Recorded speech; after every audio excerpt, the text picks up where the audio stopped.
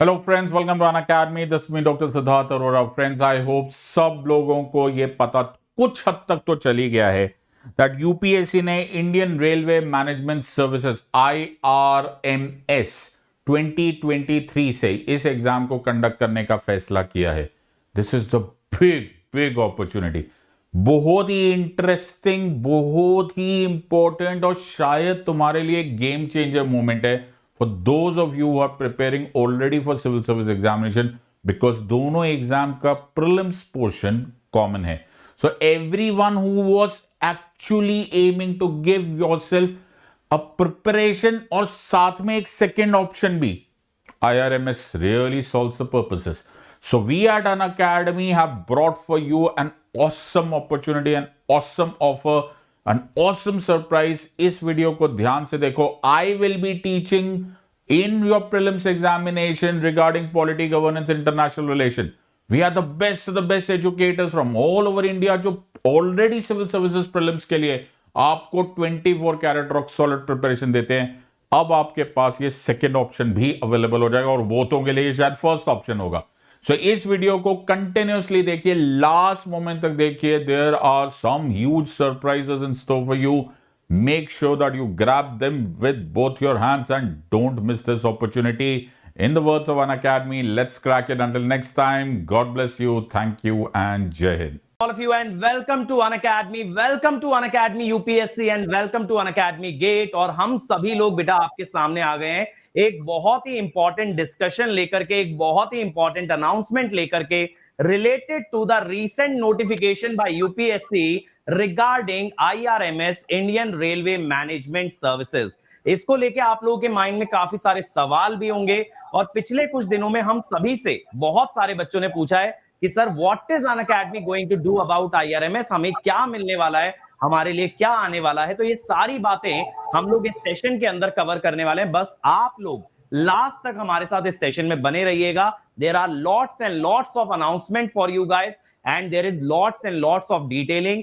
Specially अगर मैं engineering students के पॉइंट ऑफ व्यू से बोलूं ना, तो हमारे साथ आज यूपीएससी के एक्सपर्ट्स हैं बेटा, जो कि आपकी बहुत बड़ी बड़ी प्रॉब्लम सॉल्व करने वाले हैं, जो आपको बताने वाले हैं कि कैसे प्रीलिम्स आप क्रैक करोगे, कैसे आप अपना सबसे बड़ा हेडेक जनरल स्टडीज को क्रैक करोगे. तो स्ट्रैटेजी है, मोटिवेशन है, अनाउंसमेंट है and there is lots of exciting surprises for you. So over to Jaspal sir. So first पहला पॉइंट ही हमारे लर्नर्स के माइंड में आता है कि why IRMS through UPSC. IRMS को यूपीएससी के थ्रू क्यों दिया गया?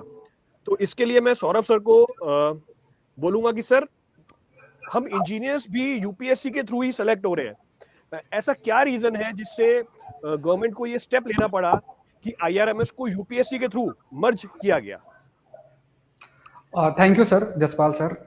इसमें तो थोड़ा सा देखना पड़ेगा. जैसे फॉर एग्जांपल जो कोई भी सरकारी जो संस्था होती है, उसमें जब हम हायरार्की देखते हैं तो उसमें जो हाईएस्ट लेवल पोजीशन, जो आप कह सकते हैं ग्रुप ए पोजीशंस होती हैं, तो ये एक संवैधानिक नॉर्म्स हैं कि जो ग्रुप ए पोजीशन और उनसे हल्की सी नीचे जो पोजीशंस होती हैं, उसमें जो रिक्रूटमेंट का सारी की सारी जिम्मेदारी दी जाती है वो यूपीएससी की होती है. तो जो इंडियन रेलवे मैनेजमेंट सर्विस की जब हम बात करते हैं तो ये ऐसी सर्विस है क्योंकि यूपीएससी के माध्यम से ऑलरेडी जो सिविल सर्विस का एग्जाम है वो आपका होता ही है, और उसमें आपका 23 सर्विसेज हैं जिसमें डिफरेंट सर्विसेज हैं, जैसे अकाउंट सर्विस और कई दूसरी सर्विसेज हैं. और दूसरी जैसे इंडियन इंजीनियरिंग सर्विस भी ऑलरेडी आपकी हो रही थी, जिसमें जो टेक्निकल लेवल पे हायर पोजीशंस हैं, वो जो टेक्निकल पोजीशन जो हायर होल्ड करते थे वो इंडियन इंजीनियरिंग सर्विस के माध्यम से आपका जो है रिक्रूट होते थे. बट डिपार्टमेंट में काफी कोऑर्डिनेशन नहीं था, एक लॉबी बन रही थी, पोलराइजेशन हो रहा था, और इससे पूरा का पूरा जो एडमिनिस्ट्रेशन है वो बहुत अधिक अफेक्ट हो रहा था. तो ये बहुत रिफॉर्म प्रपोज था कि दोनों को मर्ज किया जाए, क्योंकि काम टेक्निकल भी है और एडमिनिस्ट्रेटिव भी है, तो इसलिए ये स्पेशल सर्विस क्रिएट की गई. और क्योंकि ये ग्रुप ए सर्विस है, तो ग्रुप ए सर्विसेज में जो रिक्रूटमेंट की संवैधानिक जिम्मेदारी है वो यूपीएससी की है. जैसे अगर आप एसएससी की बात करोगे, स्टाफ सिलेक्शन कमीशन है, मतलब जो सपोर्टिंग स्टाफ होता है उनका रिक्रूटमेंट का काम एसएससी का होता है, और जो हायर पोजीशंस होती है वहां पे जो रिक्रूटमेंट का काम यूपीएससी का होता है. तो इतना हमको थोड़ा सा ध्यान में रखना है. बिल्कुल सर. तो इससे सर बहुत सारी चीजें चैनलाइज हो जाएंगी अब रेलवे के अंदर, और मेरे को ये लगता है कि जो भी इस सर्विस में जाएगा उसमें भी ग्रोथ के चांसेस बढ़ जाएंगे। मतलब पहले ब्लॉकेज रहता था इंजीनियर्स को, जैसे प्रमोशन की अगर हम बात करें तो जो मैनेजमेंट का पार्ट है, जो एडमिनिस्ट्रेशन का पार्ट है, उन्हें प्रेफर किया जाता था। पर अब जो कैडर बनेगा वो सेपरेट कैडर होगा, तो उनके ग्रोथ के चांसेस भी बढ़ जाएंगे, क्योंकि वो एक ही कैडर के थ्रू रिक्रूट हो रहे हैं अब।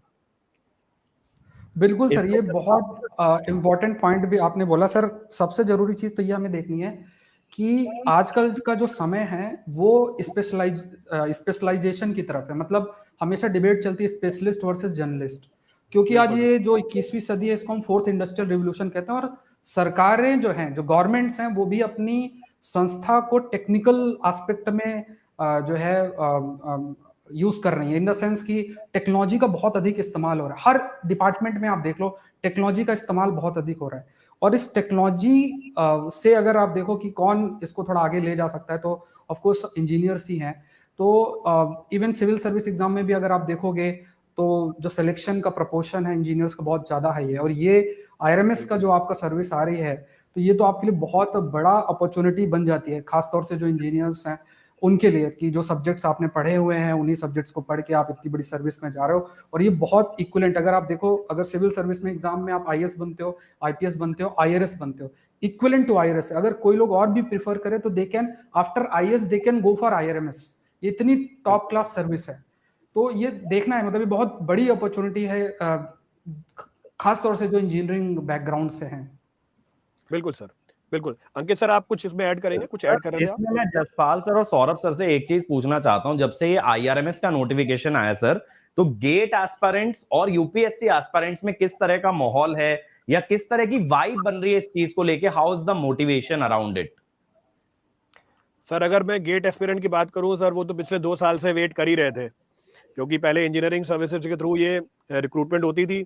So obviously they were waiting for this opportunity, क्योंकि ये एडिशनल सीट्स ही हैं जो उन्हें मिली हैं। बाकी तो जो डिपार्टमेंट्स है वो हैं ही अभी ईएससी के थ्रू, पर जैसे ही रेलवे आ गया, it means now it is open for them also. तो इंजीनियर्स जो है उनमें तो काफी खुशी की लहर है कि हाँ, और भी अपॉर्चुनिटी आई है। और इसमें एक पॉइंट मैं और भी ऐड करूंगा कि जो भी सीट्स अभी अवेलेबल हैं इसके अंदर, उसके बढ़ने के चांसेस भी हैं। तो टोटल अभी 150 वैकेंसीज बताई गई है नोटिफिकेशन के अंदर, जो मेरे हिसाब से आगे बढ़ भी सकती है। रीजन बीइंग इलेक्शन का जो ईयर है, क्योंकि अमेंडमेंट्स आते हैं नोटिफिकेशंस के अंदर, सीटें ऐड भी होती हैं, तो मेरे हिसाब से ये सीटें बढ़नी भी चाहिए। तो अभी प्रेजेंटली 150 सीट्स हैं, 30 civil, 30 mechanical, 60 electrical, which is also huge. Electrical में अगर इंजीनियरिंग सर्विस में देखते हैं तो इतनी सीट्स नहीं होती थी, पर अभी 60 सीट्स हैं इसके अंदर। तो बहुत ही अच्छी अपॉर्चुनिटी है इलेक्ट्रिकल इंजीनियर्स के लिए भी इस एग्जाम को क्रैक करने की। और एक और इसमें स्ट्रीम ऐड हुई है कॉमर्स और अकाउंटेंसी, तो उनके लिए भी बहुत अच्छी अपॉर्चुनिटी है ग्रेड ए की सर्विस को ग्रैब करने की। यस। जहां तक सर सिविल सर्विस एस्पिरेंट की बात है, तो खासतौर से ये सर्विस उन्हीं के लिए बेनिफिशियल है जिनका इंजीनियरिंग बैकग्राउंड है। और एक पॉइंट ये भी है कि इसमें जो मेंस है, मेंस में आपको जैसे सिविल है, मैकेनिकल, इलेक्ट्रिकल या कॉमर्स, अकाउंटेंसी, इसका आपको इसी का पेपर आपका एक ही शायद पेपर होना, और फिर 1-2 आपके क्वालिफाइंग पेपर्स हैं। तो जिनका भी बैकग्राउंड है इसका, तो उनके लिए तो बहुत ह्यूज एडवांटेज है, क्योंकि सिविल सर्विस एस्पिरेंट भी इस बैकग्राउंड से होते हैं।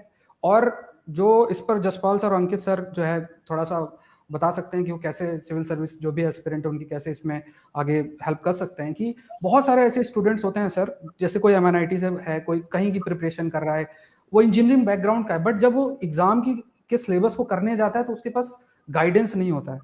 अगर ये एक, जैसे आप सभी लोग जो है सब्जेक्ट्स को लेते हैं अपने डिफरेंट इंजीनियरिंग सब्जेक्ट्स हैं, अगर इसका प्रॉपर एक गाइडेंस मिल जाए सिविल सर्विस एस्पिरेंट्स को भी, तो उनका जो पार्टिसिपेशन है और खासतौर से उनकी जो एक एनर्जी है जिसके माध्यम से वो चाहेंगे कि हम इस सर्विस में थोड़ा सा अपना जो है भाग्य आजमाएं, वो बहुत बढ़ जाए। तो इसमें थोड़ा आप ही हाईलाइट कर सकते हैं कि किस तरीके से आप इसमें आगे मदद करें।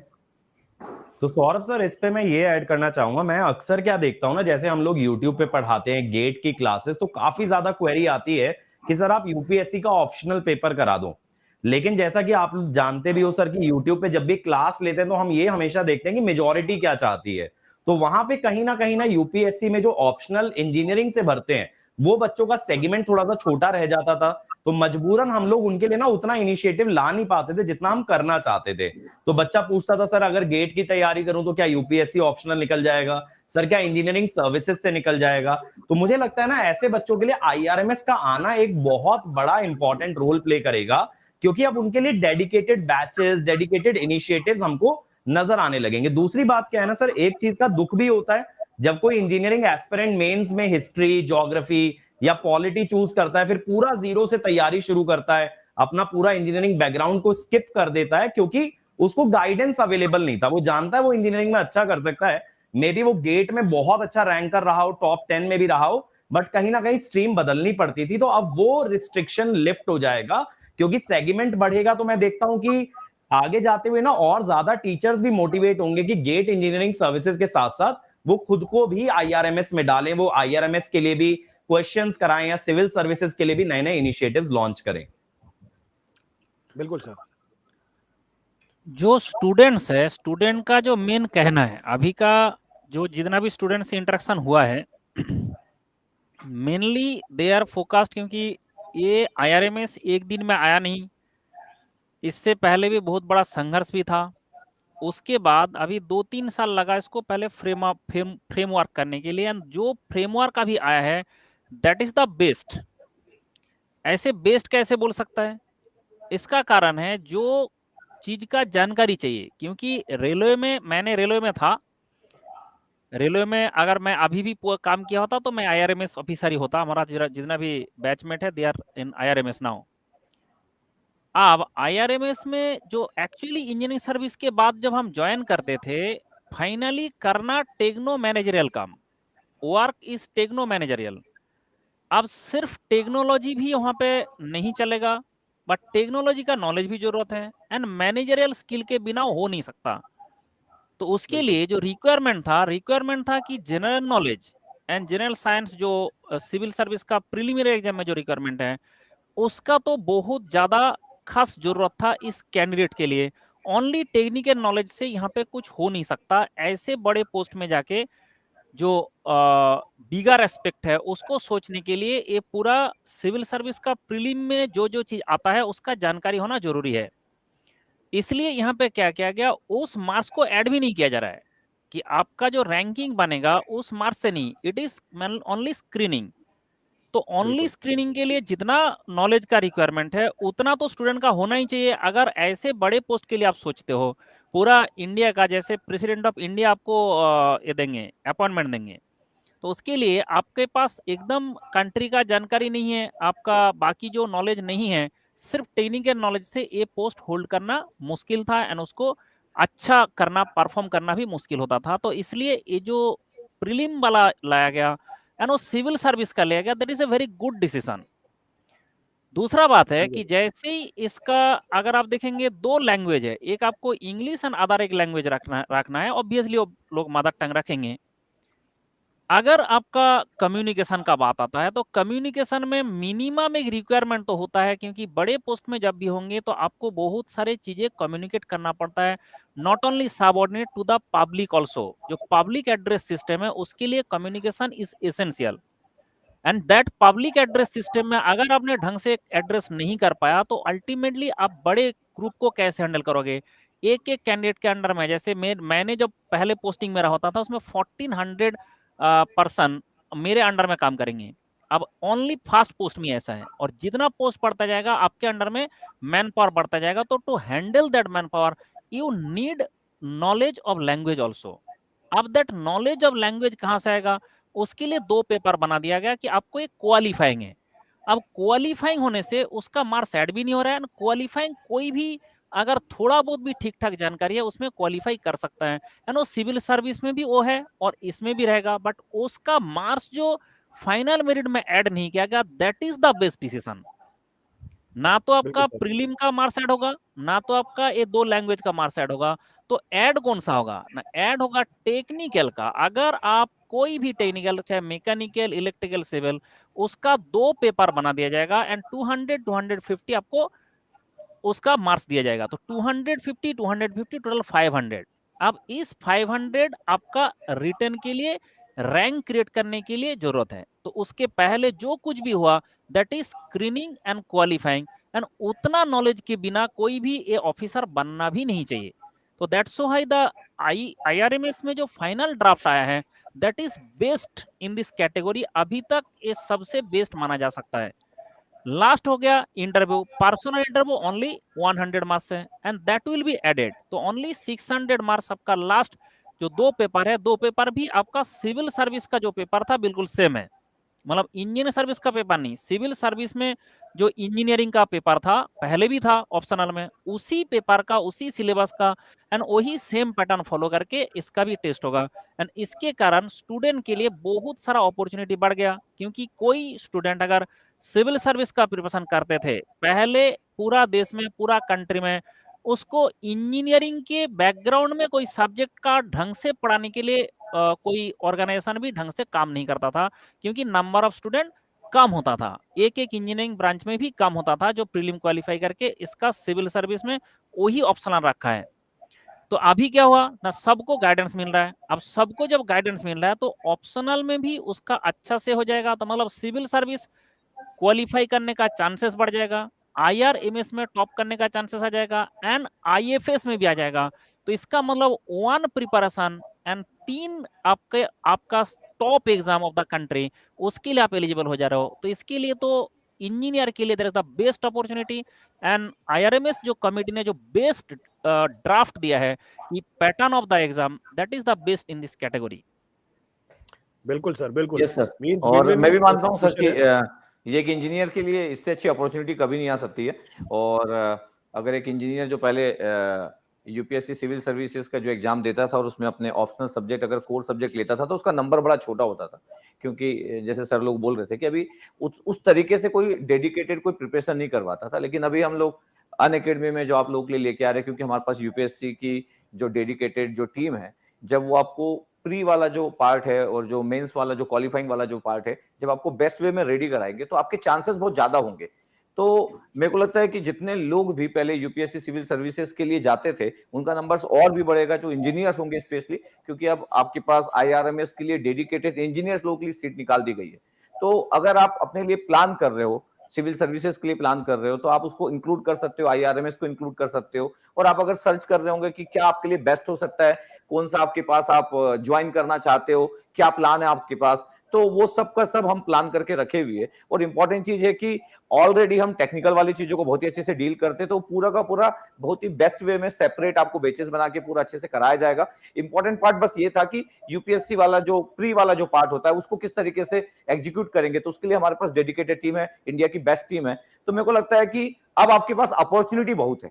तो अगर आपको टेक्निकल पसंद है और अगर आप चाहते हो कि जो मेरा कोर सब्जेक्ट है उसी के साथ मेरे को जाना चाहिए और मैं प्री भी निकाल सकता हूं, जैसे सीसीएट का एग्जाम है या जनरल स्टडी का जो पेपर है, तो प्री के बाद आप मेंस में जाओगे और जैसे सर बता रहे थे मंडल सर की क्वालिफाइंग जो मार्क्स है आपके पास, वो मेंस में भी क्वालिफाइंग जो मार्क्स है वो एडेड नहीं होंगे, और जो आपकी लिस्ट बनेगी फाइनल लिस्ट वो टेक्निकल सब्जेक्ट पे बनेगी। दैट मींस द 250 प्लस 250 500, और लास्ट में जो इंटरव्यू होगा वो भी सिर्फ 100 मार्क्स का रखा गया। इसका मतलब इसकी जो प्लानिंग है वो इस बात पे रखी गई है कि इंजीनियर्स लोगों के अकॉर्डिंग सोचा गया है। लेकिन बेसिक नॉलेज बहुत इंपॉर्टेंट है, क्योंकि ग्रेड ए आपके पास जब ग्रुप ए की सर्विस में जब आप जाते हो तो आपका उस तरीके से आपकी प्रिपरेशन होना चाहिए। तो ये पूरा प्लानिंग जो है बहुत ही अच्छा किया गया। एक इंजीनियर जो सोच रहा अपनी फ्यूचर के लिए कि मैं सिविल सर्विसेज टाइप की चीजें एग्जाम एग्जीक्यूट कर सकता हूं, उस तरीके से मैं आगे बढ़ सकता हूं, तो उसके लिए एक अच्छी प्लानिंग होना चाहिए और हम प्लान लेके आए हैं। तो आप हमारे साथ जुड़ सकते हो। आप, मेरे को लगता है कि आप अपने कोर सब्जेक्ट को हमारे साथ एंजॉय करोगे। बिल्कुल सर। Yes sir. चलिए सर, मूविंग फॉरवर्ड, अगर हम सब्जेक्ट वाइज वेटेज लिस्ट देखें कि कौन से सब्जेक्ट का कितना वेटेज है प्रीलिम्स के अंदर, तो सौरभ सर इसके ऊपर आप थोड़ी लाइट दीजिए कि कैसे एक इंजीनियर सब्जेक्ट वाइज जो वेटेज है उसको देख में रखते हुए या उसको माइंड में रखते हुए अपनी प्रिपरेशन को आगे लेके जा सकता है। अगर थोड़ा सा यूपीएससी के जो प्रीलिम्स है, थोड़ा जो ट्रेंड है 2018 से 2022 तक का ट्रेंड है, उस पर हमारी नज़र होना चाहिए। जैसे अगर आप किसी एक सब्जेक्ट को पढ़ते हैं, जैसे आप किसी इंजीनियरिंग सब्जेक्ट को आप पढ़ते हैं, तो उसमें आप बहुत डेप्थ में जाते हैं, आपको पता है ये मेरा सिलेबस है, इन सारी चीज़ों को जो है मुझे अच्छे से कवर करना है और इसी से रिलेटेड मुझे जो प्रश्न आएंगे उसको हल करना है।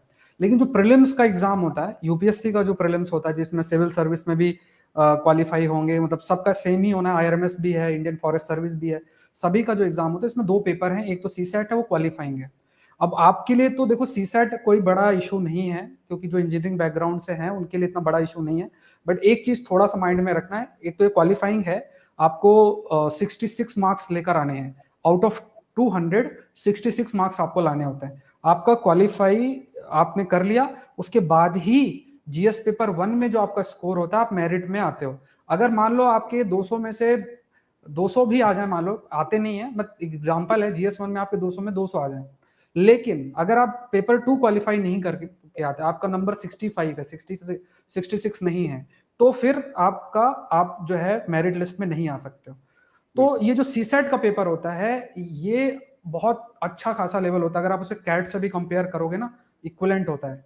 तो इसमें आपका कॉम्प्रहेंशन, मैथ्स, रीजनिंग, ये सारी चीजें होती हैं, बट अच्छा खासा लेवल होता है। अगर आप थोड़ा सा यूपीएससी के लास्ट ईयर के पेपर्स और कॉम्प्रहेंशन और सब थोड़ा एक स्ट्रेटजी के साथ काम करोगे, इजिली आप क्वालिफाई करोगे, इसमें ज्यादा आपको सोचना नहीं पड़ेगा, 15-20 दिन समय देके आप निकाल सकते हो। चैलेंज जो है और अपॉर्चुनिटी भी, मैं चैलेंज शब्द नहीं यूज करूंगा, अपॉर्चुनिटी भी आपके लिए है कि वो है प्रीलिम्स का।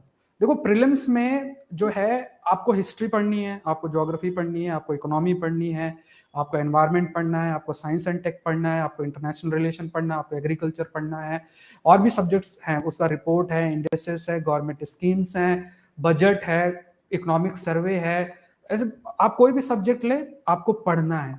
और जब आप देखेंगे साइंस एंड टेक्नोलॉजी भी पढ़ना है, एनवायरनमेंट भी पढ़ना है, लेकिन जब आप पेपर उठा के देखेंगे तो ये जो पेपर है, इस पेपर में इन सब्जेक्ट्स की कुछ स्पेसिफाइड किताबें हैं जिसे आपको गो थ्रू होना है, साथ में एक स्ट्रेटजी है जिसके तहत आपको जो है प्रिपेयर करना है। जैसे एक छोटा सा एग्जांपल है, पॉलिटी है, पॉलिटी में हर साल 16-17 क्वेश्चंस आते हैं, बट क्वेश्चन का लेवल एप्लीकेशन बेस्ड होता है। देखो अगर आप किसी दूसरे एग्जाम में अगर प्रीलिम्स की तैयारी करते हो ना, जिसे हम जीएस जीके शब्द, देखो 2 शब्द यूज होते हैं, एक होता है जीके, होता है जनरल स्टडीज।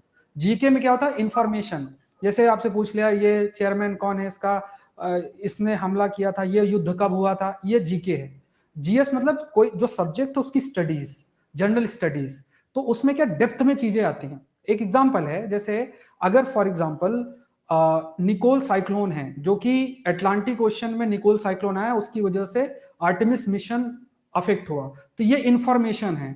अब ये इंफॉर्मेशन यूपीएससी के प्रीलिम्स में नहीं आएगा, क्वेश्चन क्या बनेगा कि साइक्लोन क्या होते हैं, ठीक है, साइक्लोन की identify the correct statement about the cyclones, उसके बारे में स्टेटमेंट दे देंगे, identify the correct statement about Artemis mission, इस तरीके से कुछ क्वेश्चन आपके लिए फ्रेम कर देंगे। जैसे रिसर्च आती रहती है कि अगर सदर्न हेमिस्फीयर में स्टॉर्म्स क्यों इतना स्ट्रांग है in comparison to northern hemisphere, तो अभी रिसर्च आई 2 दिन पहले की it is because of the ocean circulation and northern area में जो हाई माउंटेन्स है उनकी वजह से। अब वो प्रश्न आपके लिए फ्रेम हो जाएगा। तो पॉइंट आपको समझना है कि अगर, क्योंकि आपके पास इतना समय नहीं है कि आप हर सब्जेक्ट को उठाएं और उसको बहुत डेप्थ में गो थ्रू हो, आपको थोड़ा सा एक स्मार्ट वर्क, क्योंकि इंजीनियर जाने भी जाते हैं स्मार्ट वर्क के लिए, तो आपको जैसे अभी टॉप एजुकेटर्स हैं, अलग अलग सब्जेक्ट से रिलेटेड हैं, तो उसके लिए प्रीलिम्स स्पेसिफिक हमारा कोर्स भी है अनअकैडमी के अंदर, उसको आपको गो थ्रू हो जाना है। इकोनॉमी, हिस्ट्री, जितने भी सब्जेक्ट्स आपको पढ़ने हैं वो सारा उसमें रहेगा, उसको आपको गो थ्रू हो जाना है और करके 2013 से लेके 2022 तक के प्रश्न अच्छे से करने हैं। और जहां तक बात है, आपको ये समझना है, आपके लिए एक और बेनिफिट है, ये पॉइंट आपको बहुत एक तरीके से मोटिवेट कर सकता है। देखो जब इंडियन फॉरेस्ट सर्विस को ऐड किया था सिविल सर्विस एग्जामिनेशन के अंदर, तो जो एनवायरमेंट के प्रश्न हैं उनका प्रपोर्शन बढ़ा के बहुत कर दिया। मतलब आप ये मानो कि साइंस और एनवायरमेंट के मिला के आप मानो कि लगभग 35-40 क्वेश्चन आउट ऑफ 100 क्वेश्चन आते हैं, उसमें 35-40 क्वेश्चन इन एरिया से आ रहे हैं। और अब आपका एरिया आ गया है कि स्पेसिफिकली आईआरएमएस भी कर रहे हैं, तो इनके लिए भी ये लोग जो है क्वेश्चंस ऐड करेंगे। और बहुत चांसेस हैं कि जो कोर इंजीनियरिंग एरियाज है, जैसे फिजिक्स, केमिस्ट्री एस्पेक्ट जो होते हैं, जो आप पढ़ते हैं, ज्यादा हाई नहीं करेंगे, बट हाँ 12वीं तक की चीजें जो है वो कुछ ना कुछ क्वेश्चंस जरूर से डालेंगे, कोई ना कोई क्वेश्चंस, लगभग 8-10 क्वेश्चन की आपको थोड़ा एडवांटेज हो तो उसमें तो आपको दिक्कत नहीं होगी। बट बाकी जो क्वेश्चंस हैं उनके लिए आपको अभी फिलहाल, अगर आप स्मार्ट वे में मूव करना चाहें, क्योंकि अगर आप खुद से एक सब्जेक्ट को पढ़ोगे ना तो उसमें एक ही सब्जेक्ट को पढ़ने में 4 महीने लग जाएंगे, तो फिर तो 4 साल का ऐसी प्लान बन जाएगा। इट्स बेटर कि आप थोड़ा गाइडेंस के साथ जाएं और पूरी आपकी यूपीएससी की टीम उसके साथ जुड़ के, और फिर फर्दर जो भी अलग अलग सब्जेक्ट्स जो मैंने आपको गिनाए हैं इनको अच्छे से कवर करें, क्योंकि डेप्थ में आते हैं, इनको आप ये मत मानना।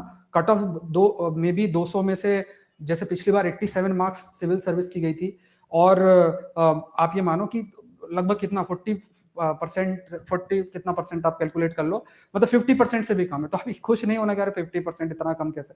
तो बहुत बिल्कुल। अच्छे लेवल के पेपर आते हैं, बट आपके पास ये अपॉर्चुनिटी भी है कि क्योंकि साइंस के प्रश्न अच्छे खासे आ रहे हैं, एनवायरमेंट के प्रश्न अच्छे आ रहे हैं, हो सकता है इंजीनियरिंग एरिया से भी अच्छे प्रश्न आपके पास आ जाए। तो बढ़िया तरीके से आप एक बार प्रीलिम्स क्वालिफाई जैसे ही आपने किया, तो आपके पास इतने अच्छे टीचर्स हैं, मतलब जो कि ये आपके ऑप्शनल इतने अच्छा से आपका प्रिपेयर रहेगा कि आप एकदम से सेलेक्ट हो जाओगे। मतलब उसमें आपको ज्यादा हर्डल फेस ही नहीं करना पड़ेगा, और ये आपके लिए बेस्ट पार्ट है। सौरभ बिल्कुल सर, मैं सर, आपसे एक गाइडेंस के क्वेश्चन लिए तो पूछना सर चाहता हूँ। आप लोग है ही। Saurabh sir, yes sir. हाँ, मैं एक क्वेश्चन पूछना चाहता हूँ कि इंजीनियर्स को क्या पहले से फंडामेंटल कुछ कंसेप्ट क्लियर होना चाहिए क्या? क्योंकि उनको फियर तो रहता है कि हम जनरल स्टडी में बड़े वीक रहते हैं और हमको ये सब तो आता नहीं, क्योंकि इसके पहले तो हम प्लान नहीं किए। तो क्या कोई जीरो से स्टार्ट करके क्या 1 ईयर के अंदर ये सब कुछ कन्वर्ट करके मतलब एग्जीक्यूट कर सकता है क्या? क्योंकि देखो, हमारी बिल्कुल सर। रिस्पॉन्सिबिलिटी टेक्निकल की रहेगी, और टेक्निकल में तो हम उससे करवा लेंगे। बस इंपॉर्टेंट पार्ट ये रहेगा कि वो प्री निकाले और उसके बाद मेंस को क्वालिफाई करे। उसके बाद तो हमारा पार्ट स्टार्ट होगा। सर आप टॉपर की लिस्ट देखेंगे, ज्यादातर इंजीनियर ही होते हैं, तो वो तो उनको बस एक बार बताने की बात है। आप लोग गाइडेंस जैसे ही देंगे, और थोड़ा सा वो यूपीएससी टीम से भी जैसे जुड़ते हैं, एक तरीके से प्रीलिम्स के लिए स्पेसिफिक कोर्स भी हैं जो उसके लिए जुड़ते हैं। तो देखिए सर, इसमें बहुत ही प्रैक्टिकल रहना है, स्मार्ट वे में मूव करना है। अब प्रैक्टिकली अगर मैं किताबें गिनाना स्टार्ट करूं तो 10-12 किताबें हो जाएंगी, और जब आप उनको पढ़ोगे तो जो एप्लीकेशन बेस्ड प्रश्न आपके आते हैं, तो जैसे अभी पॉलिटी के topics, anti defection law, representation of people, बहुत सारे दुनिया भर की चीजें हैं जो होती रहती हैं, आते हैं प्रश्न। आप जब तक आपको एप्टीट्यूड वहां तक पहुंचेगा कि मुझे ये पढ़ना है और ये छोड़ना है, तब तक बहुत समय बीत जाएगा। तो स्मार्ट तरीका तो ये है कि जहां तक करने की बात है, जो पर्सन एक सब्जेक्ट को सिविल, मैकेनिकल, इलेक्ट्रिकल और इन सब्जेक्ट को हाईएस्ट लेवल तक पढ़ रहा है, उसके एग्जाम को तो उसके लिए ये जो चीजें पॉलिटी, हिस्ट्री और इन सब चीजों को पढ़ना ये डिफिकल्ट नहीं है। ये बिल्कुल भी डिफिकल्ट नहीं है, प्रोवाइडेड एक सही गाइडेंस मिल जाए। क्योंकि बहुत सारे एग्जाम्स होते हैं, जैसे स्टेट के एग्जाम होते हैं, स्टेट पीएससी, स्टेट जिसमें स्टेट सिविल सर्विस एग्जाम्स होते हैं, आपके एसएससी के एग्जाम्स होते हैं, तो वहां जो पढ़ाया जाता है, अगर आप उसको पढ़ के सोचो कि मेरा जीके इसमें प्रीलिम्स निकल जाएगा, नहीं होगा। आपको समझना यहाँ स्पेसिफिक तैयारी चाहिए। जो यूपीएससी में प्रीलिम्स का पेपर है वो टोटली डिफरेंट है, और इसको कैसे समझना है, इसको समझना है आप पेपर खुद देखो। आप कभी भी कुछ भी पढ़ते हो, 2 हफ्ते भी पढ़ो, तो ये देखो कि जो क्वेश्चन आ रहा है उस तरीके से पढ़ रहे हो कि नहीं पढ़ रहे हो। तो अपने ऊपर ज्यादा एक्सपेरिमेंट नहीं करना, या अवॉइड करना है, और एक अच्छी डेडिकेटेड टीम से आप जुड़ जाओ, सबसे बेस्ट तो यही होगा अगर आपको समय बचाना है। Okay, thank you sir. बिल्कुल सर। सो मूविंग फॉरवर्ड, अगर हम बात करें जो हमारा एग्जाम का सिलेबस है, एग्जाम का सिलेबस मेंस के लिए, मेंस में जैसे सर ने बताया कि मेंस में भी 2 क्वालिफाइंग पेपर होंगे, इंग्लिश का होगा और एक लैंग्वेज का होगा। इसके अलावा वो पेपर जो आपकी रैंक डिसाइड करेंगे, मेरिट डिसाइड करेंगे। तो मेंस के मेरिट के लिए जो एग्जाम का सिलेबस है फॉर सिविल इंजीनियरिंग, इसको 2 पार्ट में डिवाइड किया गया, पेपर 1, पेपर 2, और इसी को ऑप्शनल 1 और ऑप्शनल 2 भी बोला है। दोनों 250 मार्क्स के हैं जो आपकी मेरिट को डिसाइड करेंगे। पेपर 1 में हमारे टॉपिक्स होंगे engineering mechanics, strength of material, structure analysis, design of steel structure, concrete and machinery structure, fluid mechanics, OCF, hydraulic machines and geotechnical engineering. इसमें फाउंडेशन इंजीनियरिंग भी इंक्लूडेड है। सेम हमारे पास set of topics होते थे engineering services के लिए। तो civil engineering के लिए जो पेपर 1 है, इसमें जो भी टॉपिक्स है वो सारे के सारे हमारे इंजीनियरिंग सर्विसेज वाले ही हैं। And same goes for paper 2 also. अगर पेपर 2 में देखें, कंस्ट्रक्शन टेक्नोलॉजी है, इक्विपमेंट है, प्लानिंग मैनेजमेंट है, surveying, transportation, hydrology, environmental engineering, environmental pollution. तो सिविल का जितना भी पेपर इसमें पूछा गया है वो सारा का सारा इंजीनियरिंग सर्विसेज का है। तो मेरे हिसाब से एक सिविल इंजीनियर को तो कोई दिक्कत होनी नहीं चाहिए इस पेपर को कवर करने के लिए। इनफैक्ट वो सिविल इंजीनियर्स जो सिविल सर्विस की तैयारी कर रहे थे, उनके लिए भी एक अपॉर्चुनिटी खुल गई है। वो अब आईआरएमएस को भी ऑप्ट कर सकते हैं, और उनके लिए तो ये चीज बहुत आसान रहेगी। क्योंकि अगर वो पहले प्रिपेयर कर रहे थे सिविल इंजीनियरिंग को लेके, साथ में सिविल सर्विसेज के अंदर उन्हें और भी पेपर क्लियर करने पड़ रहे थे, जैसे ऐसे का एक पेपर आता है, 4 जीएस के पेपर आते हैं, यहाँ पर तो वो चीज है ही नहीं। तो वो इंजीनियर्स जो इंजीनियरिंग ऑप्शनल चूज करके सिविल सर्विसेज का एग्जाम दे रहे थे, उनके लिए तो आईआरएमएस मेरे हिसाब से बहुत ही आसानी से क्लियर हो सकता है। सर अगर यहाँ हम पे मैं आगे एक बढ़े, थोड़ा सा पॉइंट ऐड करना चाह रहा हूँ, क्योंकि बिल्कुल आपने सर। इतनी अच्छा पॉइंट बोला है। जो सिविल सर्विस, मेरे भी बहुत सारे स्टूडेंट्स मैसेज करते हैं कि सर मैंने जो है यहाँ से ग्रेजुएशन किया और मेरा जो है ग्रेजुएशन किया है और मैंने सिविल से की हुई है और मैंने मतलब इलेक्ट्रिकल से की है, ऐसे प्रश्न आते हैं, या मेरा इंजीनियरिंग बैकग्राउंड है, तो मैं हिस्ट्री लेना चाहता हूँ। तो आई ऑलवेज आस्क कि आप हिस्ट्री क्यों लेना चाहते हो? बोले बिल्कुल सर वो सर। ये जो सब्जेक्ट है ना, इनके हमारे पास कोई अच्छी इंस्टीट्यूट नहीं है, कोई पढ़ाने वाला नहीं है। और हमारे पास बहुत अच्छे, क्योंकि देखिए सर सब्जेक्ट तो सब्जेक्ट है, चाहे वो सिविल सर्विस में हो, चाहे वो गेट में हो, इंडियन इंजीनियरिंग सर्विस में हो। तो ये एक बहुत बड़ा जो एरिया है सिविल सर्विस एस्पिरेंट, ऐसे एस्पिरेंट जो कि ऑलरेडी उन्होंने 3-4 साल ये जो है पढ़ लिया है, इंजीनियरिंग के सब्जेक्ट्स पढ़ लिए हैं। अब क्योंकि कोई बताने वाला नहीं है, तो वो इसलिए हिस्ट्री लेंगे या दूसरे ऑप्शनल्स की तरफ जो है इंक्लाइन करते हैं। कईयों का इंटरेस्ट रहता है, वो एक अलग बात है। बट हाँ, कुछ आप मानिए कि 100 में से 10 लोग ये भी चाहते हैं कि मैं मेरे ऑप्शनल तक मेरा, मैं सिविल लूं, मैं मैकेनिकल लूं, मैं इलेक्ट्रिकल लूं, मैं ऐसे ऑप्शनल्स को लूं। तो उसमें ये जो एक टीचर का टैलेंट पूल आएगा, जैसे हमारी जो टीम है पूरी की पूरी गेट की और इंजीनियरिंग सर्विसेज की, तो ये टीचर का पूल आएगा, ये सिविल सर्विस ऐसे एस्पिरेंट के लिए बहुत बड़ा एसेट होगा। ये बहुत बिल्कुल बड़ा सर। एसेट होगा। और वो चीज भी मतलब बहुत बड़ा बेनिफिट वो स्टूडेंट्स जो है उसको उठा सकते हैं। बिल्कुल सर। मोंडल सर, अगर आप मैकेनिकल के मेंस सिलेबस के ऊपर अगर थोड़ा हाईलाइट करेंगे कि कौन कौन से टॉपिक्स हैं, क्योंकि इसमें मेरे को डिफरेंस दिख रहा है जो इंजीनियरिंग सर्विसेज का था और जो आईआरएमएस में है। हाँ, एक्चुअली सर ऐसा है, जो सिविल सर्विस का पहले जो पेपर होता था, मतलब पहले जो ऑप्शनल जो रखते थे, इंजीनियरिंग सर्विस का जिसको हम पेपर 1 बोलते थे, उसको सिविल सर्विस में पेपर 2 बोलते थे। मैकेनिकल में ऐसे ही था। इंजीनियरिंग सर्विस में जिसको हम पेपर 2 बोलते थे, उसमें इसको पेपर 1 बोल दिया। तो मतलब क्या है कि पूरा ऑपोजिट हो गया। पेपर 1 अभी हमारा इंजीनियरिंग सर्विस का पेपर 2 है। बिल्कुल सर। एक सब्जेक्ट है फ्लूइड मैकेनिक्स, जिसका जो है वो सिलेबस से हटा दिया गया। वो इंजीनियरिंग सर्विस का सिलेबस में रहता है, सिविल सर्विस का सिलेबस में नहीं होता है। तो एक सब्जेक्ट इसमें कम हो गया।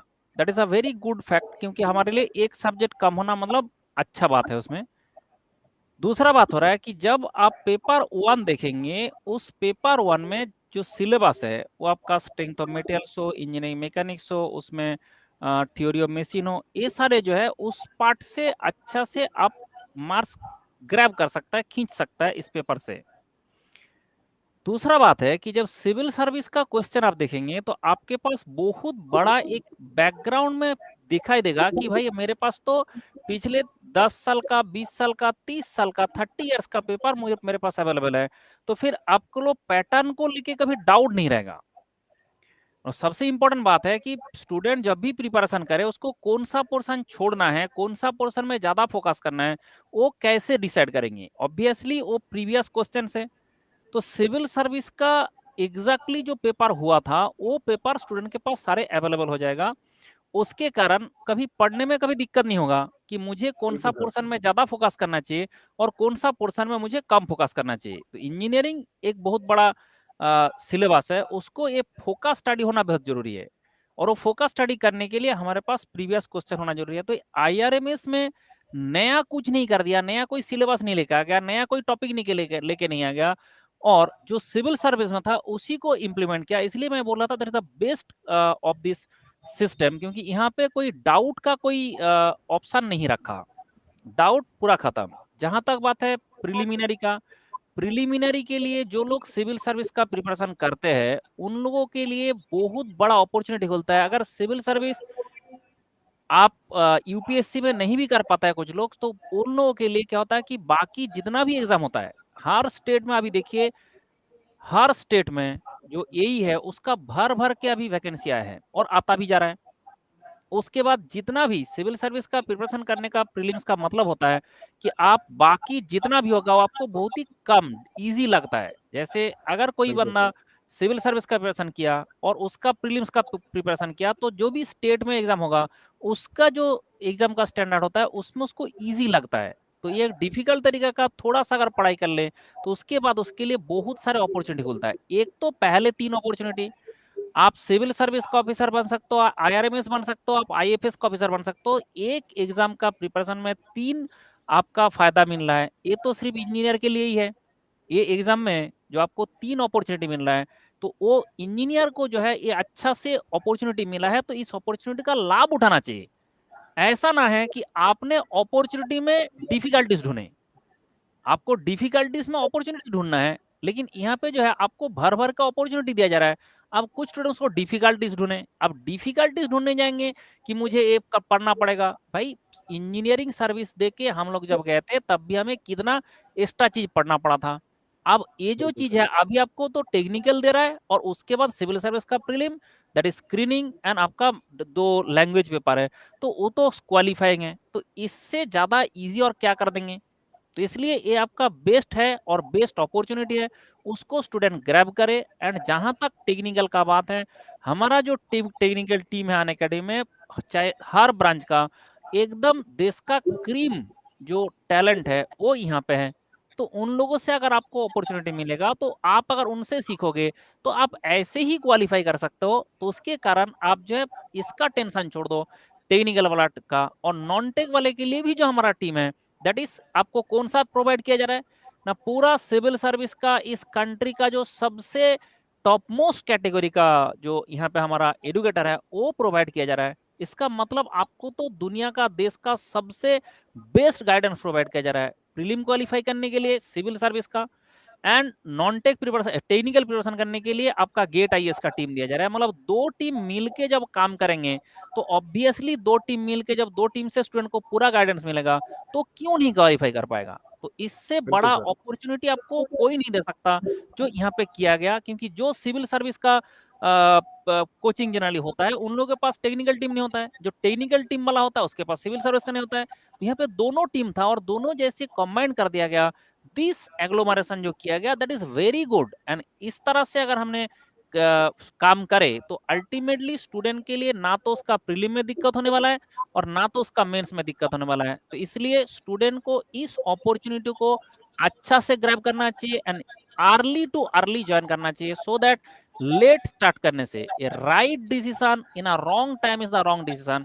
आप जितना डिले करेंगे उतना दिक्कत होगा। इसलिए अर्ली अर्ली सबसे पहले डिसीजन ले एंड तुरंत इसका प्रिपरेशन शुरू करें। बिल्कुल सर, बिल्कुल। If you move forward, next sir electrical engineering का सिलेबस है।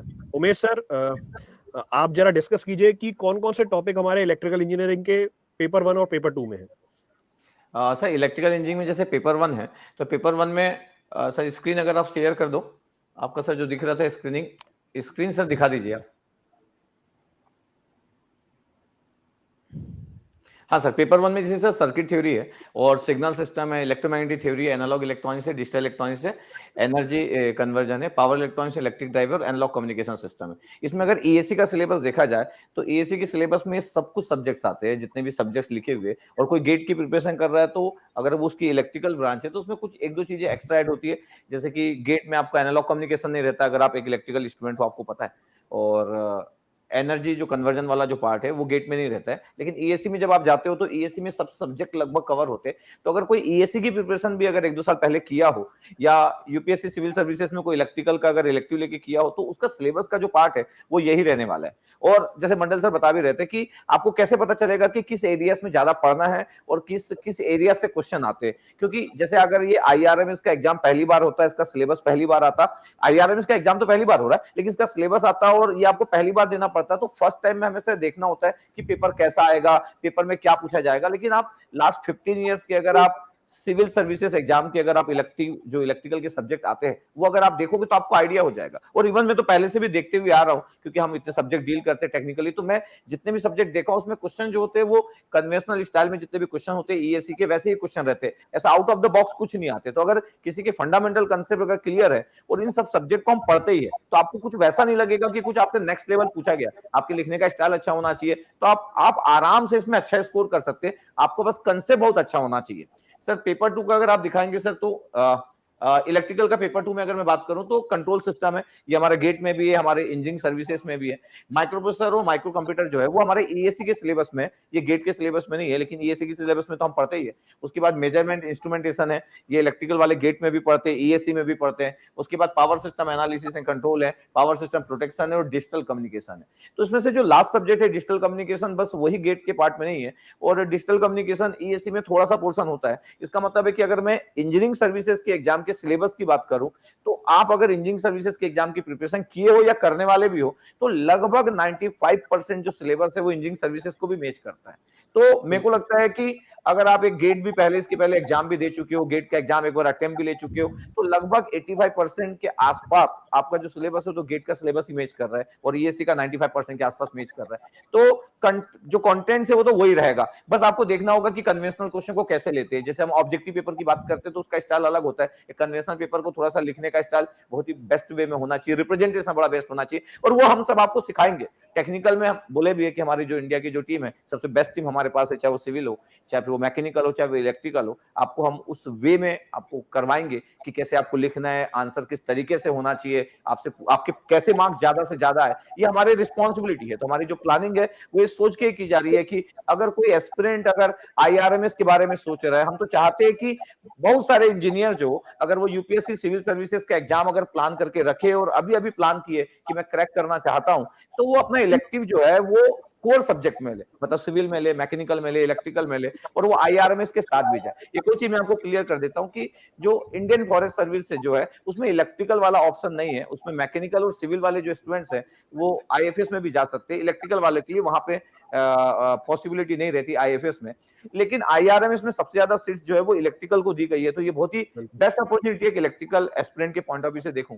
और अगर जसपाल सर बोल रहे थे कि इसमें समय के साथ साथ नंबर ऑफ सीट्स भी बढ़ेगी, वैकेंसीज भी बढ़ेगी, तो इसको भी आप एक गुड पॉसिबिलिटी की तरह देख सकते हो। तो मेरे को लगता है कि बहुत सारे ऐसे एस्पिरेंट जिनका ड्रीम था कि यार सिविल सर्विसेज में जाए क्या, फिर वो सोच के डर जाते थे कि हम कैसे जाएंगे और हम कैसे क्रैक कर पाएंगे, तो इतनी बेस्ट अपॉर्चुनिटी लेके हम आ रहे हैं। तो जो लोग भी लगता है कि मैं टेक्निकली बड़ा गुड कर सकता हूं, और नॉन टेक के लिए तो हमारी टीम आ ही रही है, क्योंकि हम यूपीएससी में हम करवाते ही है, तो हमारी इंडिया की जो बेस्ट टीम है वो आ ही रही है। तो ये जो कॉम्बिनेशन होगा ये बहुत ही बेस्ट कॉम्बिनेशन होगा, तो इसके साथ आप एंजॉय करेंगे एकदम, जिस तरीके से हम आपको स्टडी कराएंगे। हमारे पास एक पूरा का पूरा प्लान बन चुका है, अभी सर और भी बताएंगे आगे का। तो सर आगे का और इन्फॉर्मेशन दे सकते हैं हम लोग? बिल्कुल सर, बिल्कुल सर। सर अंकित सर, जो हमारे इंपॉर्टेंट डेट्स और शेड्यूल्स हैं, जो टेंटेटिव डेट्स हैं लर्नर के लिए जो इंपॉर्टेंस रखती हैं कि कब नोटिफिकेशन रिलीज होगी सर इस एग्जाम की, प्रीलिम्स कब होगा हमारा, क्या प्रीलिम्स सिविल सर्विसेज के साथ ही होगा या नहीं होगा, फिर मेंस कब होगा, पर्सनालिटी टेस्ट का एग्जाम कब होगा, सर इसके बारे में कौन सी इंफॉर्मेशन आप देना चाहेंगे सर लर्नर्स को?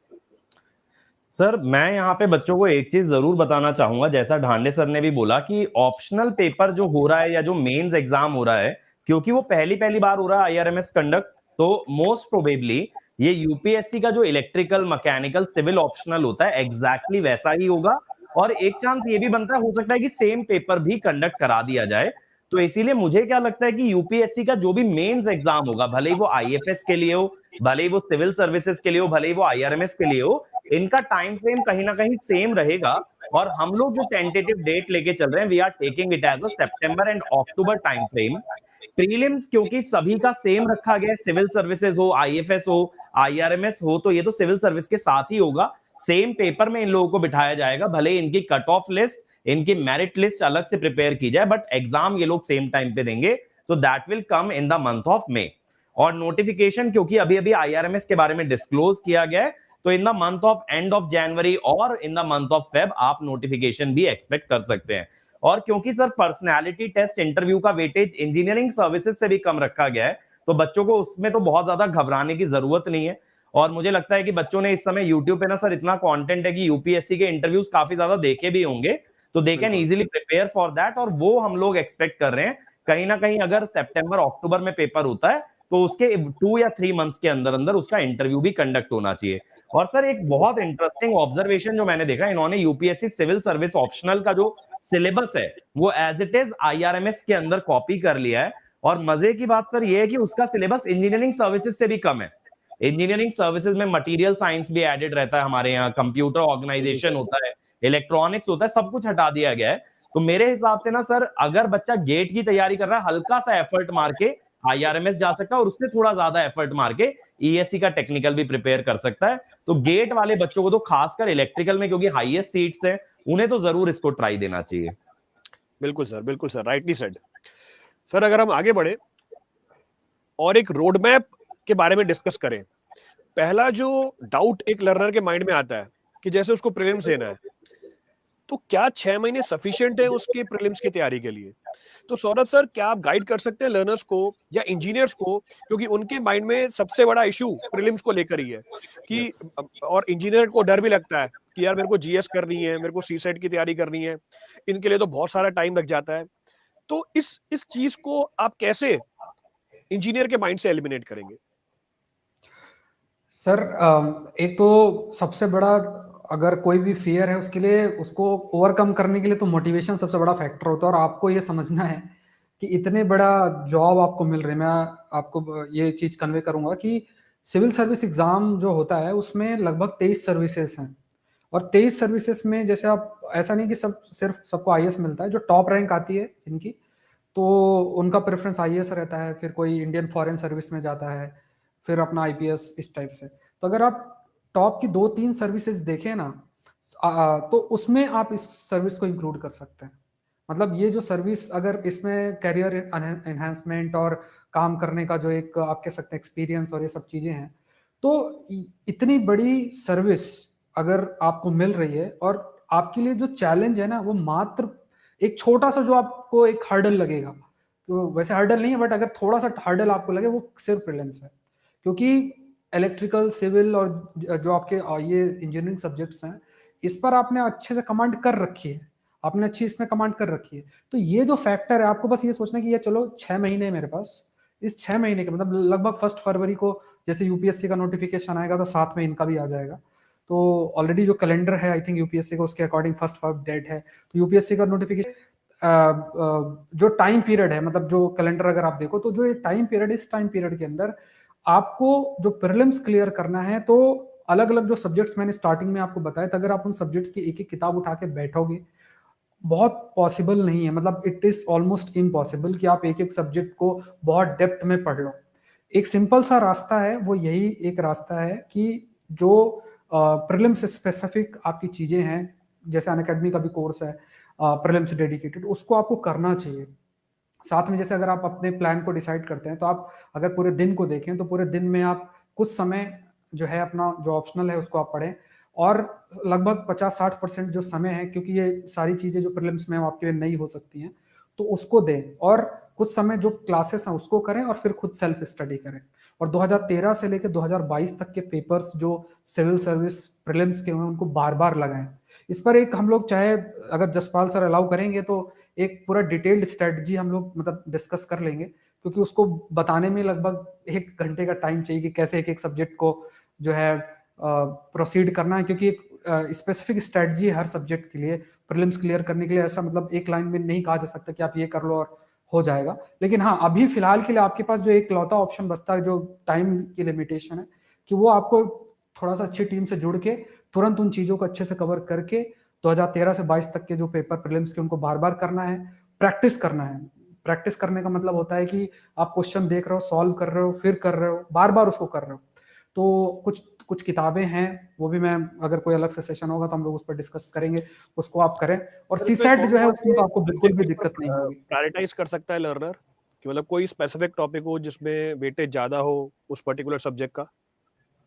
हाँ, सबसे ज्यादा वेटेज देखिए सर, देखिए इसमें क्या है कि वेटेज, फिलहाल मैं जो ट्रेंड आपको बता रहा हूँ 2018 से 22 तक का अगर आप ट्रेंड देखें, तो मैक्सिमम क्वेश्चन आपके एनवायरनमेंट और साइंस से आते हैं।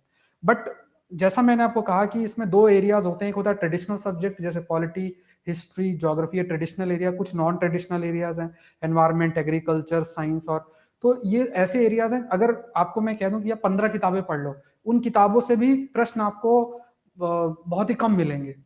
पॉइंट ये है कि जो प्रश्न लोग आज के समय में पूछ रहे हैं, वो सारे एप्लीकेशन बेस्ड है। जैसे जो चीज आप देखते हो, जैसे कई न्यूज आप सुनते हो कि पैरोल जैसे शब्द हैं, आप सुनते रहते हैं, पैरोल, इसको पैरोल मिल गई, तो अब वो वहां से क्वेश्चन बना लेंगे, पैरोल क्या होता है। तो उसमें और स्टेटमेंट बेस्ड प्रश्न होते हैं, मतलब अच्छी खासी आपको अंडरस्टैंडिंग उसमें चाहिए। तो हर एक सब्जेक्ट में थोड़ा डेप्थ में आपको पढ़ना पड़ेगा, चाहे वो पॉलिटी हो, चाहे इकोनॉमी हो, चाहे साइंस हो, चाहे ज्योग्राफी हो, और चाहे एनवायरनमेंट हो। और इन एरियाज में जब आप क्वेश्चंस को देखते हैं तो कभी ये लोग एक प्रपोर्शन को ज्यादा कर देते हैं, कभी एक को बढ़ा देते हैं, किसी को कम कर देते हैं, ये इनके डिस्क्रिप्शन पे होता है। आपको हर चीज कवर करके जानी है। पर 2018 से 22 तक का जो अगर आप पैटर्न देखें तो उसमें एनवायरमेंट, जैसे पिछले साल आपका जो प्रीलिम्स हुआ है उसमें आपका एनवायरमेंट, साइंस और ज्योग्राफी के प्रश्न देखो तो 40 प्लस है, मतलब 100 में से 40 क्वेश्चन। और कट ऑफ कितनी जाती है? 87, 88 सिविल सर्विस एग्जाम की कट ऑफ जाती है। तो इस तरीके से चीजों को देखना पड़ेगा। चलिए, बिल्कुल सर। मतलब सर एक इंजीनियर भी बड़ी आसानी से तैयारी कर सकता है प्रीलिम्स की भी। मतलब अगर हम बिल्कुल गेट सर की कर तैयारी सकता कर है। रहे हैं और इंजीनियरिंग सर्विसेज की तैयारी कर रहे हैं तो हम प्रीलिम्स की तैयारी जो है वो भी बहुत आसानी से सर कर सकते हैं इसके बाद। यूपीएससी के एग्जाम में सबसे बड़ा हर्डल मेंस होता है। सिविल सर्विस एग्जाम में मेंस का मैं थोड़ा सा बताना चाहूंगा। 4 सब्जेक्ट्स आपको पढ़ने होते हैं मेंस में। 4 सब्जेक्ट में, हर सब्जेक्ट में, जैसे पेपर 1 है, पेपर 1 में history, world history, culture, society, geography, ये सारे वर्ल्ड हिस्ट्री, बहुत सारे एरियाज आपको। पेपर 2 में आपको इंटरनेशनल रिलेशन, पॉलिटी और बहुत सारे डायमेंशंस कवर करे। ऐसी पेपर 3, पेपर 4 आपको ऑलमोस्ट 20 to 25 सब्जेक्ट्स मेंस में करने होते हैं, इन 4 सब्जेक्ट्स, ये 4 पेपर में। उसके अलावा आपको एसे के लिए है पेपर, उसके बाद लैंग्वेज का पेपर है, उसके बाद आपका जो है ऑप्शनल है, उसके 2 पेपर्स हैं। इतना मेंस में कर, तो मेन आपका मेरिट मेंस में बनती है सिविल सर्विस एग्जाम में। अब यहाँ पे आपको क्या है, यहाँ पे आपको मात्र एक सब्जेक्ट के 2 पेपर देने हैं। तो अब बिल्कुल सर। आप अगर उस प्रपोर्शन को प्रीलिम्स से कंपेयर करो तो आपको तो बहुत मोटिवेशन होना चाहिए। और ये जो सर्विस है ना, जैसे मैंने आपको बताया कि ये एक ऐसी सर्विस है कि अगर आप 23 सर्विसेज सिविल सर्विस के काउंट करोगे ना तो इसमें इस सर्विस को टॉप 3-4 में रख सकते हो। तो लोग प्रिफर करेंगे मुझे आईआरएमएस मिल जाए, मुझे आईआरएस ना मिले, या मुझे कई लोग आईपीएस के ऊपर इंडियन रेवेन्यू सर्विस रख देते हैं, और कई लोग इस सर्विस को भी रखेंगे क्योंकि इसमें अपॉर्चुनिटी बहुत ह्यूज है। तो बिल्कुल ये अगर आप इस बात को देखें तो इंजीनियर्स को सबसे, उनके लिए तो बेनिफिट है कि मेंस की तो उनकी बहुत अच्छी खासी तैयारी है, उनको प्रीलिम्स के लिए थोड़ा सा मेहनत हल्की सी करनी है। तो उसको अगर आप वेल डायरेक्टेड करेंगे तो जरूर से सक्सेसफुल हो जाएंगे। बिल्कुल सर। और डायरेक्शन देने के लिए हम एक डेडिकेटेड बैच लॉन्च कर रहे हैं for IRMS. I would like to say Ankit sir कि आप इस बैच के बारे में जो यूएसपीज हैं वो लर्नर को बताइए कि इस बैच में क्या क्या मिलने वाला है लर्नर को। तो सर एक बैच से बच्चा क्या एक्सपेक्ट करता है कि उसको प्रॉपर गाइडेंस मिलेगा, उसको प्रॉपर वीडियो लेक्चर्स मिलेंगे, उसको प्रॉपर कंटेंट मिलेगा, स्टडी मटेरियल मिलेगा, टेस्ट सीरीज मिलेगी और कहीं ना कहीं डाउट सॉल्विंग। तो बच्चों को यहाँ पे क्या मिलने वाला है? Best of the best UPSC educators and GATE and engineering services educators. तो बच्चे को यहाँ पे ना दोनों सब्सक्रिप्शन सर मिलने वाले हैं, जहां पे वो यूपीएससी टीम से भी कनेक्ट कर पाएगा और साथ ही साथ वो गेट एंड आईएएस की टीम से भी कनेक्ट कर पाएगा, डिपेंडिंग अपॉन देयर ब्रांच। और हम लोगों ने ना कंटेंट को एग्जॉस्टिव रखा है और कंटेंट को इस हिसाब से रखा गया है कि अगर हम देखें प्रीलिम्स मई में होने वाला है, बच्चे के पास 6 मंथ्स है, तो 6 मंथ्स में ऐसा ना हो कि बच्चा ओवरबर्डन हो जाएगा कि यार प्रीलिम्स के अंदर ही मुझे 1000 घंटे का कंटेंट मिल गया, मैं तो कैसे ही कवर कर पाऊंगा। वैसा नहीं है, हम लोग ये समझते हुए बैच बना रहे हैं कि बच्चे को इस दौरान डेली बेसिस पे इंजीनियरिंग भी करना पड़ेगा, क्योंकि इंजीनियरिंग का सिलेबस सर ऐसा नहीं होने वाला कि प्रीलिम्स देने के बाद मई से लेके सितंबर तक मैं इंजीनियरिंग निपटा लूंगा, वैसा तो बिल्कुल नहीं होगा। तो उसको इस दिसंबर से लेके अगले सितंबर अक्टूबर तक पूरा टाइम इंजीनियरिंग भी करना है, साइड बाय साइड उसको प्रीलिम्स देना है। और जैसा सौरभ सर ने भी बोला, उसको टारगेट ये रखना है कहीं ना कहीं कि प्रीलिम्स में 60-70% मार्क्स अगर वो ले आता है तो वो बहुत सेफ साइड पे आ जाएगा। मुझे लगता है अगर 80 नंबर कट ऑफ जा रहा है, बच्चा 120-130 टारगेट करता है तो एक अच्छा परफॉर्म कर सकता है, क्योंकि आगे वैसे भी काउंट नहीं होने वाला है। तो हम लोग यहाँ पे कोशिश ये कर रहे हैं कि सर विद इन 500 आवर्स हम लोग यूपीएससी प्रीलिम्स का सिलेबस करा दें और गेट इंजीनियरिंग सर्विसेज आईआरएमएस और आप ये कह सकते हो सिविल सर्विस ऑप्शनल भी आज की डेट में हम टेक्निकल सब्जेक्ट इस तरीके से डील करें ना कि बच्चा चाहे मेंस लिखे, चाहे कल को गेट या इंजीनियरिंग सर्विसेज का प्रीलिम्स दे, वो हर पेपर में अच्छा परफॉर्म कर पाए। तो हम लोग कंटेंट इस वे में प्रोवाइड करने वाले कि एग्जॉस्टिव रहेगा टेक्निकल कंटेंट, साथ ही साथ आंसर राइटिंग प्रैक्टिस भी हम उसको साइड बाय साइड करा देंगे। तो बच्चा ना सितंबर में एक कॉन्फिडेंस के साथ रहेगा। अगर देखो सर कोई बच्चा इस समय जुड़ जाता है ना हमारे साथ, तो सितंबर में ये मान के चलो कि गेट की तैयारी भी पूरी कर चुका होगा, गेट की तैयारी पूरी हो चुकी होगी, इंजीनियरिंग सर्विसेज पूरा हो चुका होगा, सिविल सर्विस का ऑप्शनल हो चुका रहेगा, आईआरएमएस का ऑप्शनल हो चुका रहेगा। तो उन बच्चों के लिए तो बहुत बड़ा एडवांटेज है जो गेट 24 या ईएससी 24 देने वाले हैं, क्योंकि वो इस बैच के साथ जुड़ के वो सारे ऑब्जेक्टिव भी रियलाइज करेंगे। फिर सर हम टेस्ट सीरीज भी देने वाले हैं, जिसमें प्रीलिम्स की टेस्ट सीरीज भी इंक्लूडेड होगी, मेंस की टेस्ट सीरीज भी इंक्लूडेड होगी, टेक्निकल भी होगा, नॉन टेक्निकल भी होगा। और सबसे बढ़िया बात क्या होती है ना सर, यहाँ पे अगर बच्चा डेली लाइव क्लास में आता है तो टीचर से एक इंटरेक्शन बना रहता है, जिस कारण से ना वो मोटिवेशन लूज नहीं होता है। मुझे क्या लगता है ना, इंजीनियर शुरुआती जर्नी में थोड़ा सा प्रीलिम्स में लड़खड़ाएंगे, थोड़ा सा जनरल स्टडीज में लड़खड़ाएंगे, बट वहां जब Saurabh sir, Siddharth sir, Mrinal sir जैसे टीचर से वो इंटरेक्ट करेगा लाइव, तो मोटिवेशन लेवल ना अपने आप अप चला जाएगा। तो बच्चे को ये एक बेनिफिट बहुत बड़ा, एक नॉन टेक्निकल आप कह सकते हो या नॉन टेंजिबल बेनिफिट मिलने वाला है इस तैयारी के साथ। बिल्कुल सर, मतलब हमारे बच्चों को best of the best educators provide किए जाएंगे पूरे सिलेबस को कंप्लीट कराने के लिए, not only pre but mains also. Yes sir. चलिए, so if you talk about the team of UPSC, Saurabh sir हमारे बच्चों को बताइए कि सर हमारी यूपीएससी की टीम में से कौन कौन से एजुकेटर हैं जो उनको इस मिशन प्री के लिए सक्सेसफुल करेंगे। बिल्कुल सर, हर सब्जेक्ट के जो, अगर आप टॉप मतलब एजुकेटर्स को देखें तो वो अनअकैडमी की इस टीम के साथ हैं। और सबसे बेस्ट पार्ट है कि अगर आप ये देखना चाहिए, जैसे कईयों को होता है कि ठीक है ये सब्जेक्ट है और इस सब्जेक्ट में ये सर कैसे पढ़ाते हैं, तो आप जो वीडियोस हैं वो आपको यूट्यूब में भी अवेलेबल, आप देख सकते हैं, चाहे आप मेरा सेशन को देख सकते हैं। इंडिया के टॉप मोस्ट टीचर्स में काउंट होते हैं, जैसे मृणाल सर हैं जो कि आपको इकोनॉमी कराते हैं, सिद्धार्थ सर हैं, उन्हें पॉलिटी का गॉड भी कहते हैं, मतलब पॉलिटी में बहुत ज़्यादा हैं, आप कह सकते हैं उनके जो पढ़ाए हुए स्टूडेंट्स हैं काफ़ी अच्छा स्कोर भी करते हैं। ऐसे ही आपके ज्योग्राफी से रिलेटेड सर हैं, एनवायरनमेंट में हैं, अलग अलग एरिया, साइंस एंड टेक्नोलॉजी से हैं। तो हर एक, क्योंकि आपको बहुत सारी चीज़ें कवर की जाती हैं, तो हर एक सब्जेक्ट स्पेसिफिक टॉप एजुकेटर्स इस पूरी टीम के अंदर है। और सबसे इम्पॉर्टेंट एस्पेक्ट जो रहता है कि जैसे ये सिर्फ ये नहीं है कि आप किसी सब्जेक्ट को थोड़ा सा ऊपर ऊपर से कवर कर लिया, सब्जेक्ट की जो रिक्वायरमेंट है, जो डेप्थ है, और खास तौर से जो आज के समय में एप्लीकेशन बेस्ड प्रश्न आते हैं, एप्लीकेशन बेस्ड मतलब जो कंटेम्प्रेरी एस्पेक्ट है, जो चल रही हैं, इश्यूज चल रहे हैं, और उसमें जो एप्लीकेशन बेस्ड प्रश्न आते हैं, उन चीज़ों के लिए आपको जो है ये जो टॉप टीचर्स हैं, क्योंकि बहुत ज़्यादा एक्सपीरियंस है, अगर आप देखोगे 15-15, 20-20 साल से पढ़ा रहे हैं, 8-8, 10-10 साल से जो है टीचर्स आपको पढ़ा रहे हैं, तो उसी चीज़ को जब इंसान बार बार देखता है तो उसको पता रहता है कि ठीक है ये सारी चीज़ें हैं, इसमें ऐसा पूछा जाता है, ये करना है, ये नहीं करना है। क्योंकि इस एग्जाम में एक चीज़ आप याद रखना है आपको कि क्या करना है वो तो पता होना ही चाहिए, बट क्या नहीं करना है वो ये ज़्यादा पता होना चाहिए। क्योंकि ऐसा लगता है सब कुछ पढ़ लें, आईएएस की तैयारी कर रहे हैं ऐसा, तो उसमें मन में आता है अरे नहीं सारा ये भी पढ़ ले वो पढ़ ले, तो जो चीज नहीं कवर करना है तो उन अनप्रोडक्टिव चीजों पर फोकस ना करना, तो ये वही कर सकता है जो उस एरिया से बहुत समय तक जुड़ा हुआ है।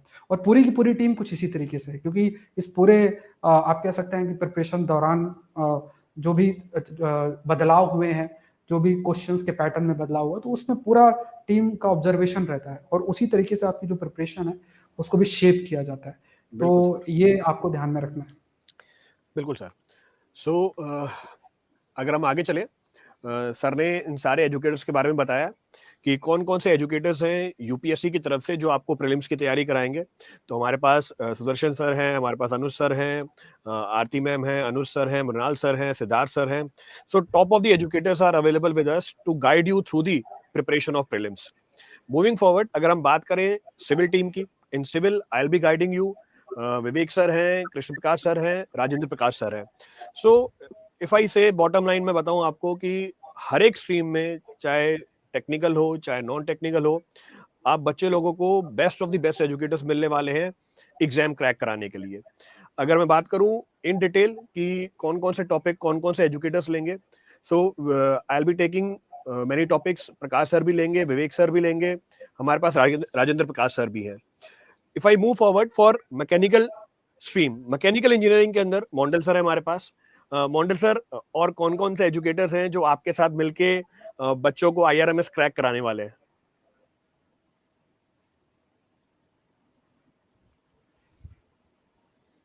मोंडल सर आपका म्यूट पे है। इसका जो टॉप मोस्ट एजुकेटर्स है इस मैकेनिकल में, वो तो है अनअकैडमी में, उसका भी जो एकदम क्रीम है उसको दिया गया ये रिस्पॉन्सिबिलिटी।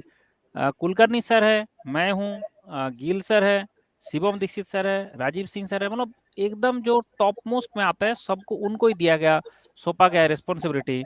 एंड इसमें अगर आप देखेंगे कि इसमें सर आप थोड़ा एक बार शेयर कर दीजिए स्क्रीन। बिल्कुल सर, जो शेयर कर दीजिए। डिटेल्स है उसमें देखिए कि जो सब्जेक्ट को डिस्ट्रीब्यूट किया गया उसमें आवर्स देखिए कि आपका 150 आवर्स जो थ्योरी ऑफ मशीन है वहां से शुरू करके मैन्युफैक्चरिंग है, स्ट्रेंथ ऑफ मटेरियल से सारे को एकदम मैक्सिमम कवरेज देके मैक्सिमम कवरेज दिया गया। मतलब मैक्सिमम कवरेज मतलब मैक्सिमम, इससे ज्यादा तो कवरेज मतलब कभी देने का जरूरत भी नहीं पड़ेगा।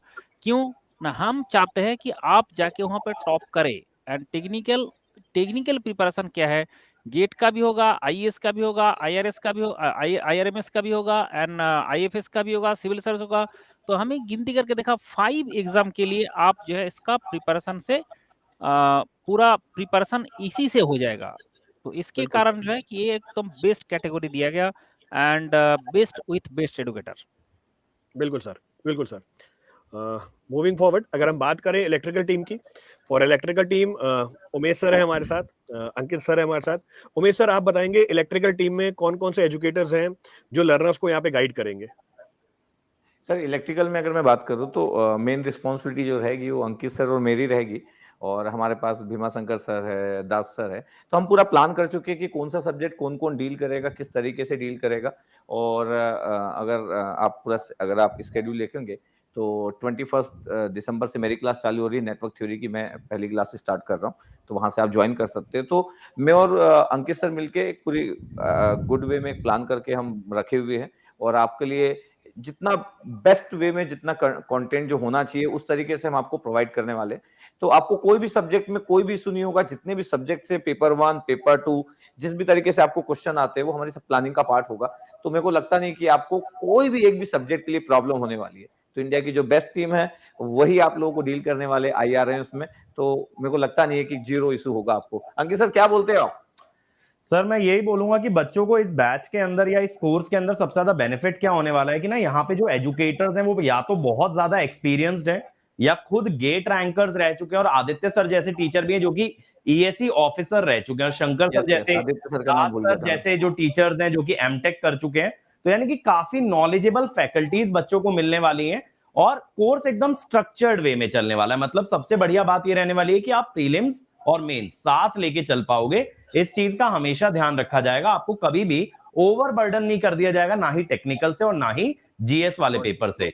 और यहाँ पे टेक्निकल इस तरह से कवर करेंगे, जैसा मैंने पहले भी बताया, कि आप सारे एग्जाम्स क्रैक कर पाओगे, नॉट ओनली आईआरएमएस। बिल्कुल सर, बिल्कुल। सो इफ यू मूव फॉरवर्ड, कुछ की पॉइंटर्स है हमारे पास, जैसे exam covered will be IRMS 2023, यही हमारा मिशन है। द लैंग्वेज और the mode of communication will be English, Hindi और इंग्लिश दोनों मीडियम में आपको पढ़ाया जाएगा।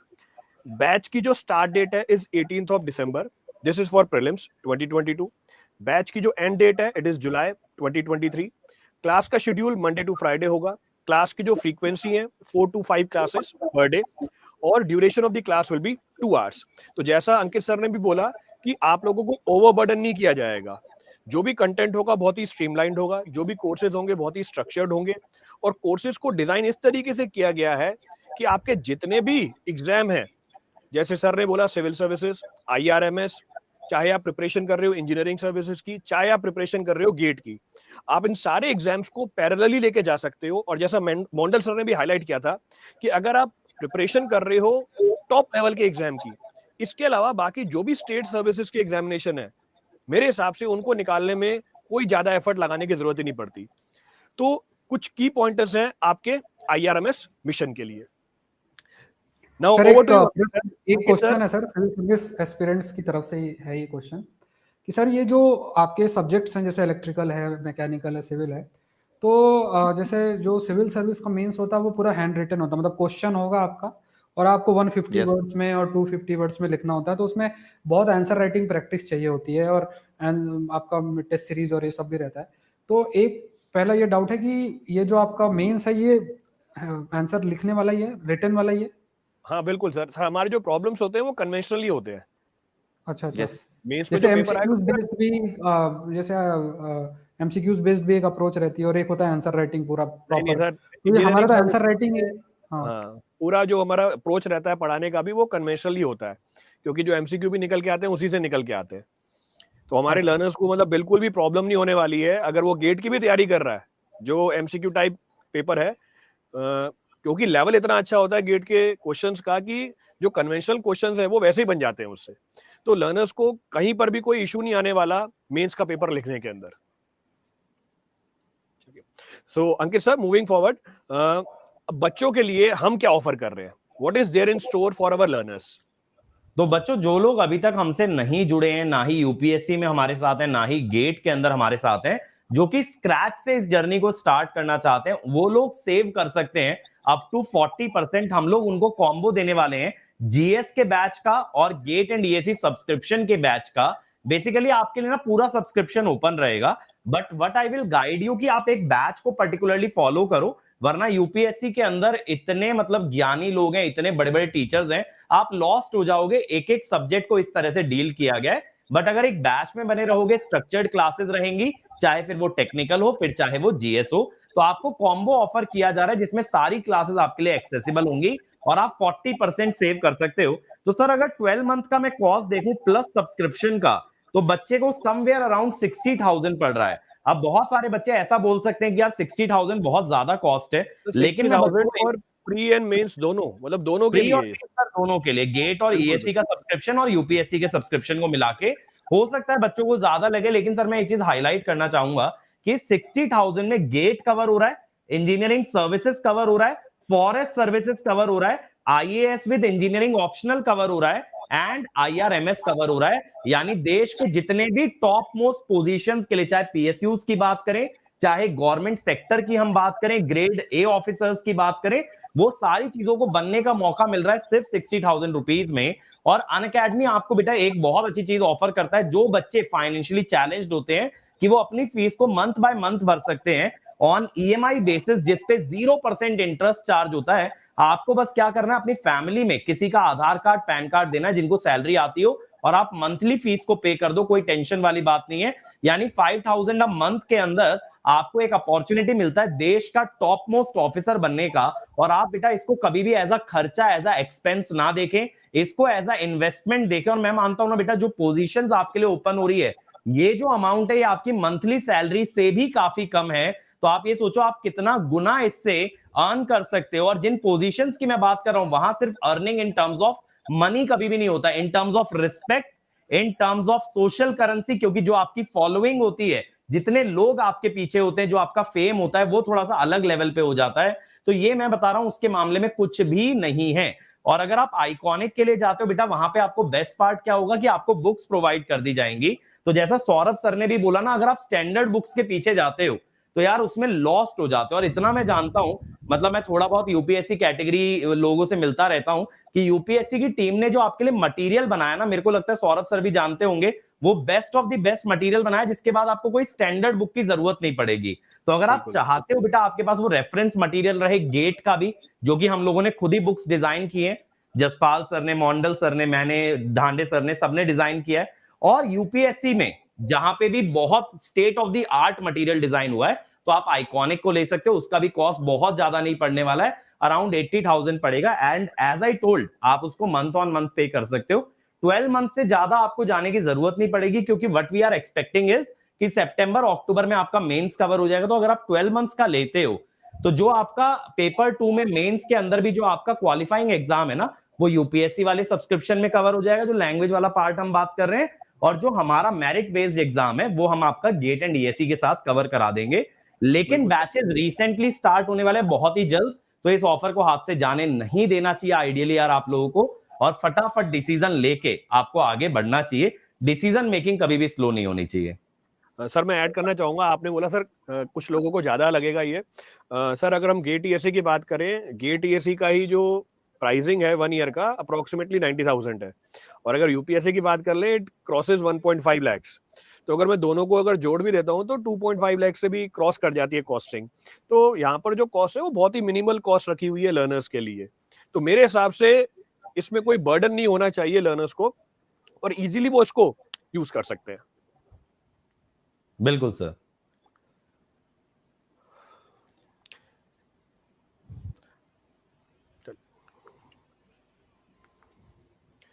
सर नेक्स्ट हमारे जो एग्जिस्टिंग लर्नर्स हैं सर, उनके लिए क्या अवेलेबल है हमारे पास? सर एग्जिस्टिंग लर्नर्स का ऐसा है ना, मतलब काफी ज्यादा डिस्कशन हुआ। पहले हम लोग ये सोच रहे थे कि गेट एंड डीएससी वालों को क्या दिया जाए, फिर यूपीएससी टीम बोली भाई ऐसा इनजस्टिस हमारे साथ क्यों, यूपीएससी वालों को भी कुछ मिलना चाहिए आईआरएमएस के अंदर। तो हम लोगों ने कुछ ऐसा प्लानिंग किया है ना जिससे यूपीएससी वालों को भी मस्त तरीके से बेनिफिट होने वाला है, गेट वालों को भी। तो अगर कोई गेट का बच्चा है और वो यूपीएससी का सब्सक्रिप्शन लेता है तो उसको सीधा 50% ऑफ मिलेगा यूपीएससी पे, और कोई यूपीएससी का बच्चा है और वो गेट का सब्सक्रिप्शन लेता है तो उसको गेट पे 50% ऑफ मिलेगा। लेकिन एक चीज बता दूं बच्चों, आप लोग एक गलती मत करना भाई, ब्रांच चूज ढंग से कर लेना। यूपीएससी वाले खास करके कभी सीधे सीधे परचेज कर लो फिर बाद में बोलो कि सर मैं इलेक्ट्रिकल ले बैठा, मैं मैकेनिकल ले बैठा, तो वहां पे थोड़ा सा केयरफुल रहना। यूपीएससी जीएस का एक ही सब्सक्रिप्शन है, लेकिन गेट के ब्रांच वाइज अलग अलग आपके सब्सक्रिप्शंस हैं। और इसमें मजेदार बात यह है ना कि आप लोगों को मिनिमम प्राइस के अंदर मिल रहा है, और एग्जिस्टिंग लर्नर्स जो हैं सर उनको बहुत ज्यादा बेनिफिट इसलिए होगा, जो बच्चा यूपीएससी का है वो काफी हद तक जीएस कर चुका होगा तो उसको गेट पे ज्यादा फोकस करना है, टेक्निकल वाले पार्ट पे। और जो बच्चा हमारे साथ टेक्निकल के लिए पहले से जुड़ा है, स्पेशली जो गेट 23 देने वाला है, उसको क्या करना है ना, गेट 23 निपटाते ही सीधा सीधा जीएस पे जंप कर जाना है, क्योंकि उसका टेक्निकल पार्ट बहुत सॉलिड रहेगा। तो दोनों तरह के एस्पिरेंट्स को हम 50% ऑफ यहाँ पे देने वाले हैं। बिल्कुल, मतलब जो हमारे एग्जिस्टिंग लर्नर्स हैं उनके लिए तो बहुत ही बेनिफिशियल होने वाला है हमारा ये ऑफर जो है उनके लिए। सर एक बात इसमें कहना है।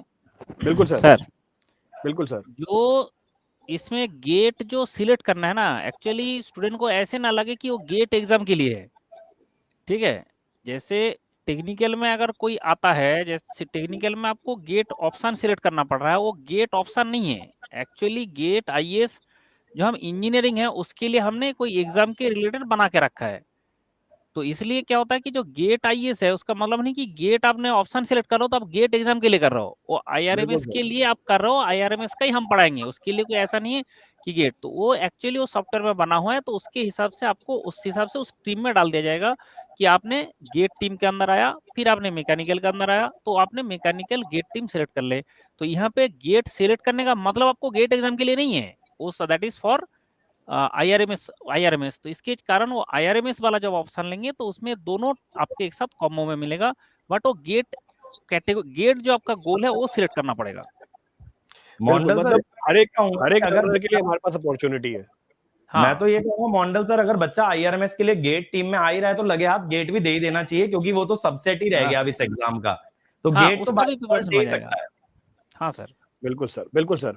मतलब सर जो लर्नर सिर्फ प्री करना चाहता है उसके लिए भी ऑप्शन है हमारे पास, जो लर्नर सिर्फ मेंस करना चाहता है उसके लिए भी ऑप्शन है हमारे पास, और जो लर्नर दोनों प्री और मेंस करना चाहता है उसके लिए भी ऑप्शन है हमारे पास। इट मींस जितने भी लर्नर्स हैं उन सबके लिए कुछ ना कुछ ऑफरिंग है।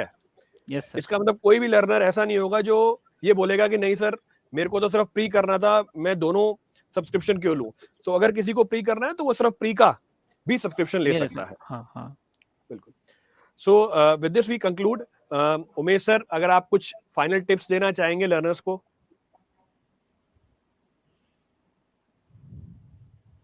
सर आप म्यूट पे हैं।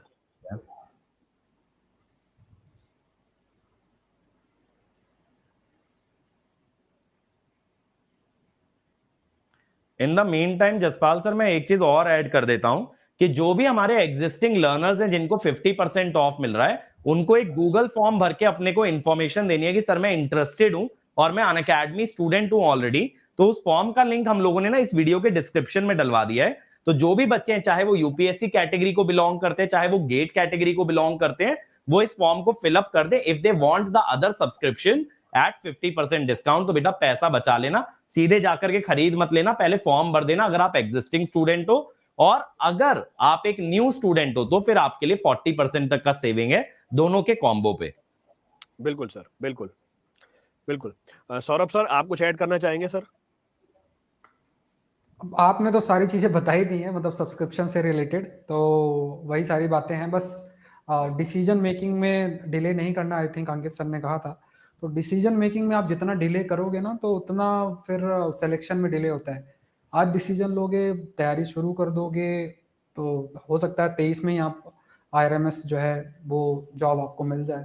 ये सोच के थोड़ा सा जो भी डिसीजन ले उसको तुरंत लेना चाहिए। बिल्कुल sir. So with this final message to the learners that start your preparation as soon as possible. And now we'll say let's crack IRMS. Let's Let's crack crack it. IRMS. IRMS. Let's crack it. Thank you everyone. Thank you.